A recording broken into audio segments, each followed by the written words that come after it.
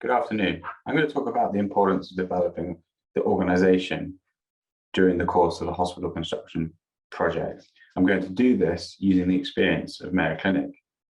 And the key point I want to make is that Mayo Clinic takes a holistic approach to construction projects. It is fundamentally important to ensure a successful culture is in place, as well as an amazing building, as it is culture that will truly differentiate the hospital. My name is Andrew Parks. I'm the Director of Mayo Clinic Global Consulting and an instructor in Healthcare Administration at Mayo Clinic College of Medicine and Science. So let's start by saying looking at what is organizational design. There are three key components: structure, control, and culture. Ultimately, the purpose of successful organizational design is to convert a vision into reality. If done right, this will move an organization such as a hospital towards a position of competitive advantage and to be truly different. The key focus of Mayo Clinic is on culture. Through its culture, it builds structure and control. So what is organizational culture? Organizational culture plays a key role in healthcare organizations. Patient experience is dependent on a culture being good. However, culture is also notoriously difficult to define. It's often said to be the basic assumptions and beliefs of an organization. It will drive decision-making, and it will define how people approach problems. Arguably, in service organizations, culture is the most important aspect. Organizational culture at Mayo is everything. Mayo Clinic is world-renowned and world-famous for the way it treats its patients, but this comes from teamwork and collaboration, and that teamwork and collaboration then drives exceptional patient care and experience. And what lies behind Mayo Clinic's success and sustained success is a strong organizational culture. And then right at the center of that strong organizational culture is this primary value: the needs of the patient come first. So if you were to ask any one of the 65,000 plus employees of Mayo Clinic, what is Mayo Clinic's primary value, they would tell you straight away the needs of the patient come first. So let's look at this culture in more depth using the cultural web theory. This will help us illustrate how culture can be built during a hospital development project. And I'm going to use the Mayo Clinic culture to do this. So firstly, symbols. Symbols are a reference point. They create meaning in people's role. A symbol at Mayo Clinic would be the Mayo Clinic brothers and their thoughtful treatment of patients and their collaborative style. Also the Sisters of St. Francis and their constant focus on alleviating human suffering. These symbols give employees of Mayo Clinic meaning and an ability and a point of reference to focus on in their day job. This in turn means that when a brand new employee joins the organization, straight away they understand what it is to be a Mayo Clinic employee. The next aspect of the cultural web, power and power structures. Where in the organization does power reside? How are decisions made? In Mayo Clinic, every leadership structure is a dyad, a physician and an administrator. This ensures that patients' needs are put first, so that different perspectives are represented, and it fosters collaboration and teamwork. Next is organizational structure. How does the structure enable employees to function? At Mayo Clinic, the structure is all about facilitating teamwork and communication. And related to power structures, this is constantly driving communication. Selection bias when we recruit people is towards team players. And there's a huge amount of investment in communication tools to allow everybody to talk to each other. Symbolism is also important here because we look at the Mayo Clinic brothers and their style of collaborating with each other. And that, again, is a reference point that means that people understand how to work together. So as we look at these three aspects, you can see how forming a new organization, if you can find these three elements to it, you can start to build that strong culture as you're working on the development of the actual hospital. The next aspect of the cultural web is controls. What is an organization finding important? What is it measuring? Medclinic has a very transparent measuring system, and it has an absolute focus on quality, patient safety, and patient experience. The governance structure of Medclinic facilitates a constant focus on improvements. The next aspect of the cultural web is then routines and rituals. And this, again, is related to the other aspects of the web. For example, what are the values of the organization? How do people go about their business? There are formal and informal routines and rituals. And a good example of formal would be the values. And at Mayo Clinic, the values play a fundamental role in everything we do. In fact, most meetings will have on the agenda values as part of the meeting. So this means that it's constantly reinforced in people's minds, the values that they need to adhere to be a Mayo Clinic employee. There's also events that take place that help people find a point of reference. Heritage Week is when they celebrate the founding years of Mayo Clinic. And this is really important because it means that employees can straight away find symbols and points of connection to really understand the organization. And then the last aspect of the web is then stories. Stories and how they reinforce the paradigm. So what people say about your organization is often what the organization is. So stories need to be aligned to be effective. Stories need to be aligned with the core focus, the needs of the patient come first. All of this is really important because all of this translates into Mayo Clinic's world famous model of care, with a big focus on teamwork and collaboration, physicians working together with an absolute focus on quality. Values are emphasized and culture is paramount. So Mayo Clinic's sustained success is down to multiple factors. It's down to a compassionate culture driven from the Mayo Clinic brothers and the Sisters of St. Francis. It's down to a constant focus on collaboration and teamwork. Relevant to today's discussion, it's also hugely important to have a world-class environment, the best facilities in the world. Mayo Clinic also has the advantage of having hugely advanced technology and a forever changing innovation. And then lastly, an integrated medical record, which is a huge operation if you consider the size of Mayo Clinic's organization. So the point is that all of these are important aspects of the hospital. It isn't one of those is more important than the other. Them all coming together, underpinned by Mayo Clinic's organizational philosophy, creates the amazing exceptional patient experience. So as we think about developing a new hospital, we need to think about the holistic approach to developing the hospital. So let's look and talk a little bit about establishing this organizational philosophy.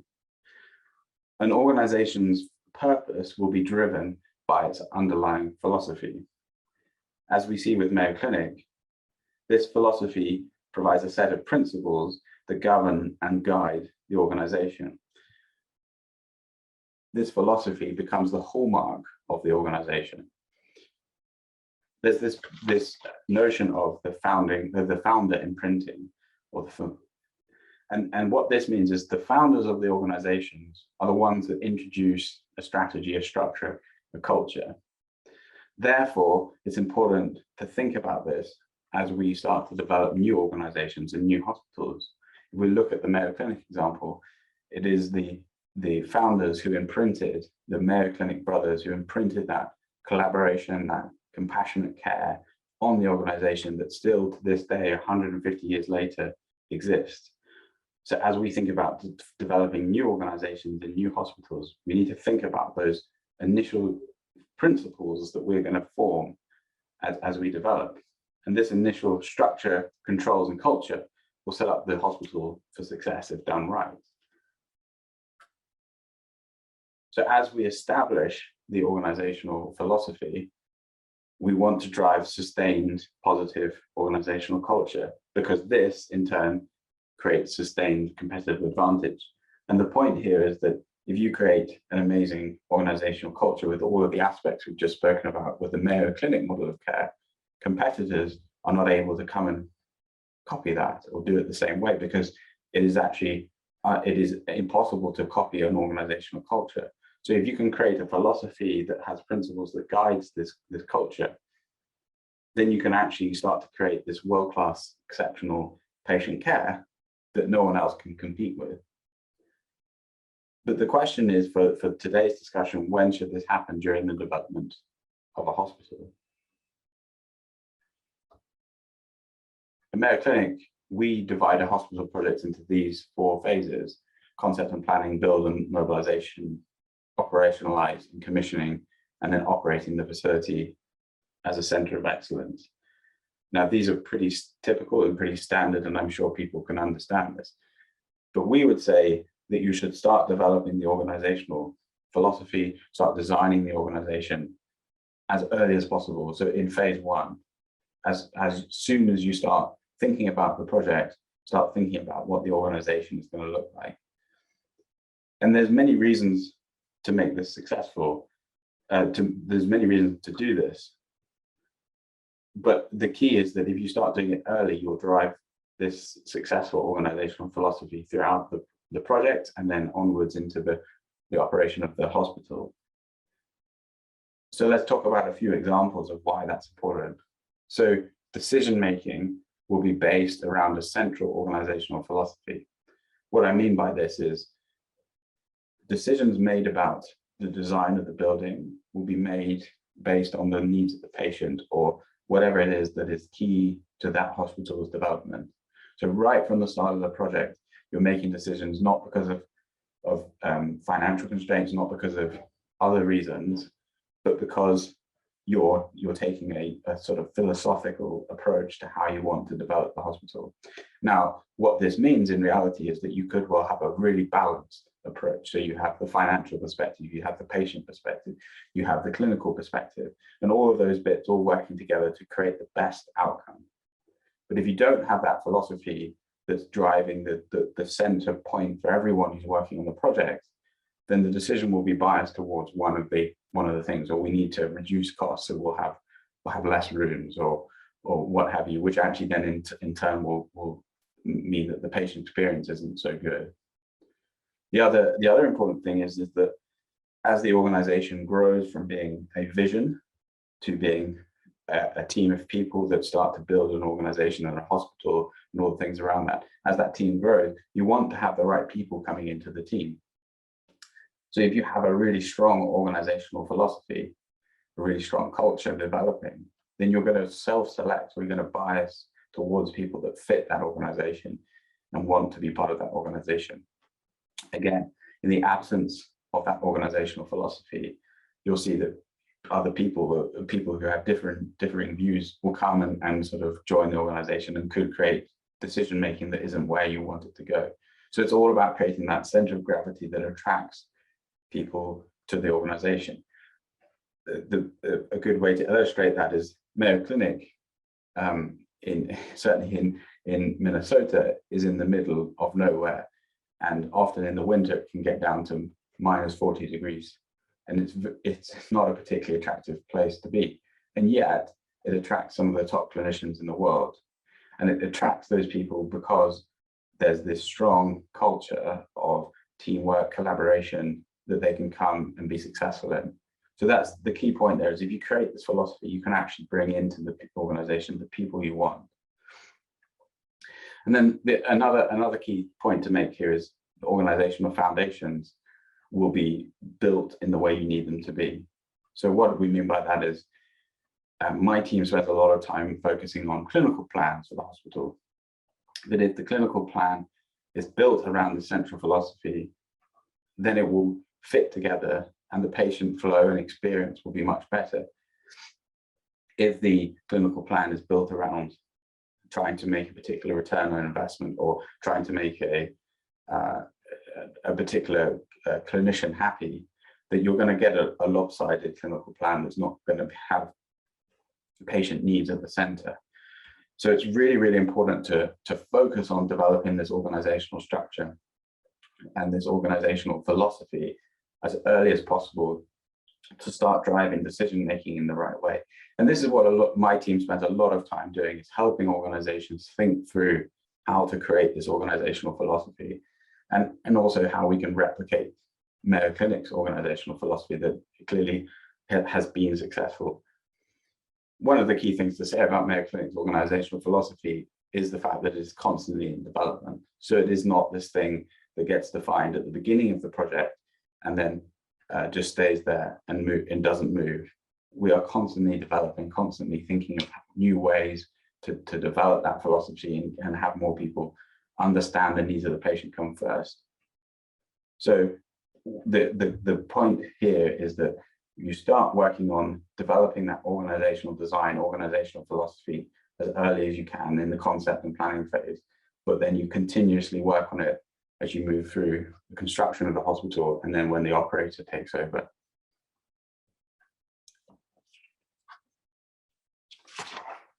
So how do we suggest approaching this in the very early stages of an organizational design or of a hospital design project?